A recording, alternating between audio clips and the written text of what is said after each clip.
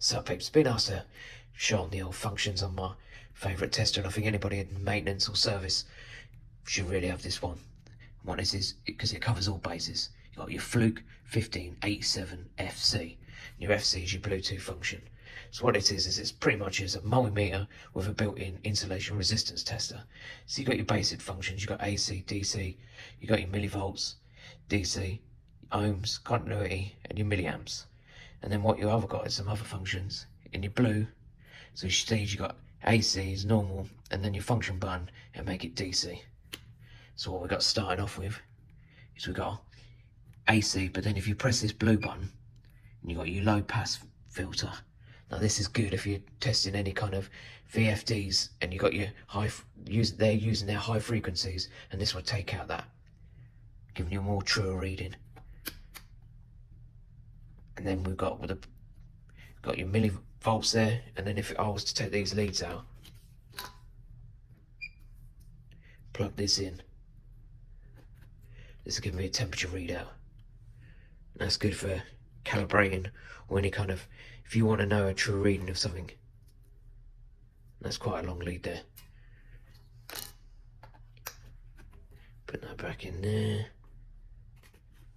So, then we've got our continuity, then we've got our capacitance, continuity, diodes, and then we get round to the real fun. So, what we want to do is, when we go over to the insulation resistance side, we want to be going to the opposite side. You can use these leads, but I like to use the hands-free. So plugging that in there.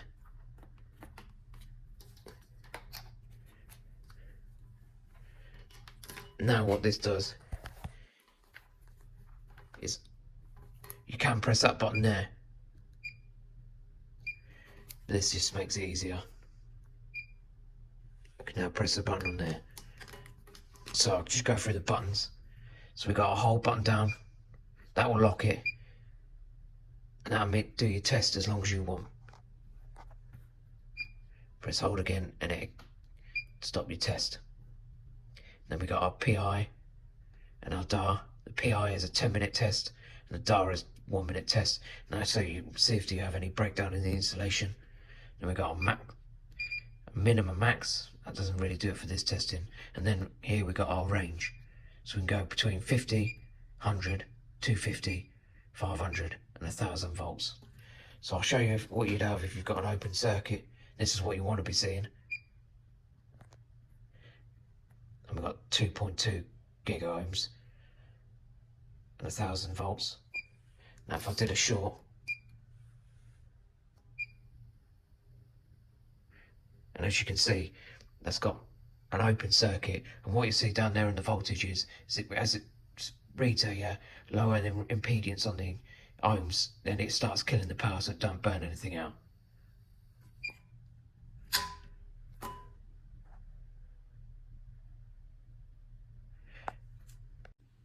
Then moving on to my next one, we've got my trusted clamp meter. I used to be a fluke man when regarding this, but this is a tidy little bit of kit. This is the flir CM174. Now this has got a little sexy fixture to it, and this is why I like this one.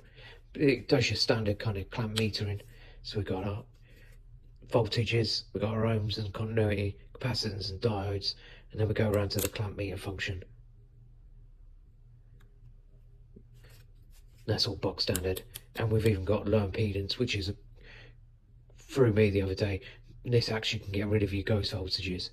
But the hidden function on this that I do like is if you go around to any of the ones that have got blue above, below the actual symbol, if you press this blue button in the middle, it's got a thermal camera on it. Now if you're in a panel, this could give you the first indicator of any kind of hotspots, any components burning up. That can give you a first indication of anything that could be pulling down voltage, or any kind of, just to give you a head start on a breakdown. And show your test leads down there. And that's just a handy bit of kit to have. And the second one up, this is my day-to-day kind of use on a daily basis. So what we got on here is this is pretty much just a multimeter.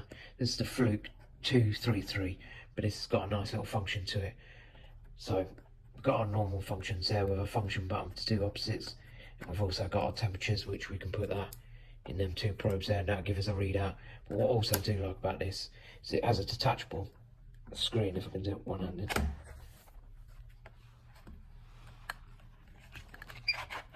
which is magnetic, but being in a food factory is a bit pointless. Everything's stainless. But what you can do is you can have this in a panel in the testing, and you can put this anywhere. I think the battery's going a bit low. What timing. So this is my Fluke T6. I've got the 600 version because I don't go above 415. This is my kind of go-to grab. Get it out of the holster, that is. Right. Now this is good for kind of a quick breakdown or checking out. So what you guys always have my crocodile clips, because you can change these into changeable bits. Now for your money, I would still stick with the T5. I thought I'd be a bit flash and get this, but with the T5 it's got a bigger opening, and on this it's got the voltage you can check, and it's not having to break into the cables. But what you do have to do is you have to either ground yourself through this or use a crocodile clip, and it's about 20% either plus or minus, so you're not getting an exact reading. So for anybody out there, I'd stick with the T5s, but maybe me, I had to be a bit flash. But this has got everything you want for a quick breakdown or quick check over something. You got your voltages, you got your amps, and you got your continuity and ohms, so you can get your readings, pretty much everything you want, all in one go. And it's quite compact. Then I was gifted this Shaman New.